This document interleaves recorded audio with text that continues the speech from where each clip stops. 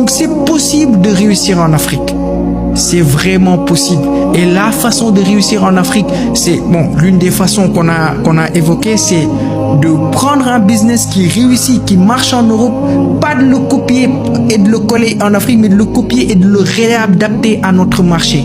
C'est d'abord d'étudier le marché, d'étudier le Sénégalais, d'étudier l'Africain, comment il fonctionne, de quoi il a besoin, quels sont les tenants et les aboutissants, comment adapter le business, comment le rendre plus facile et comment se faire payer. On est dans un continent où les gens, demain, après-demain, ceci, cela, trop de laisser aller. Alors que business, c'est pas ça qui fait vivre le business. Le business, tu es intransigeant. Nous, on est en Afrique, c'est tu développes un business.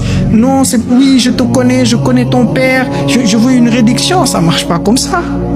Mais il faut que tu sois aussi sadique. Il faut que tu apprennes à être sadique. Même mon père, il veut un service de nettoyage, il paye. Tu vois, même mon père à moi, il veut un service de nettoyage, il paye. Il faut que tu sois intransigeant pour réussir.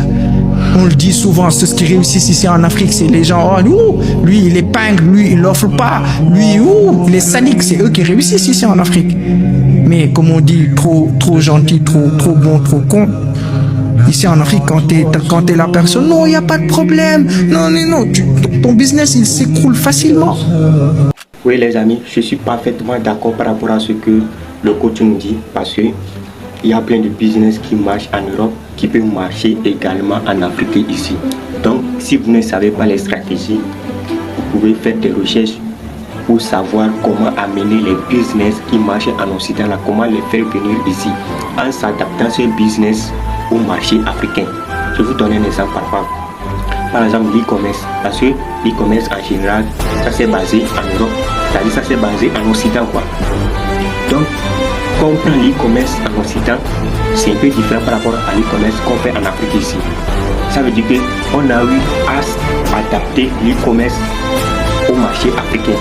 Donc en Occident par exemple, si vous voulez payer par exemple sur Shopify, vous devez payer le produit avant la livraison. Mais en Afrique ici, les gens ont un peu peur, ils veulent s'adapter au marché, donc ils ont changé ça en intégrant paiement à la livraison, ce qui donne la confiance aux acheteurs. Donc sur ce, on essaie d'adapter le marché en fonction du système qu'on utilise ici en Afrique. Donc c'est à peu près ça.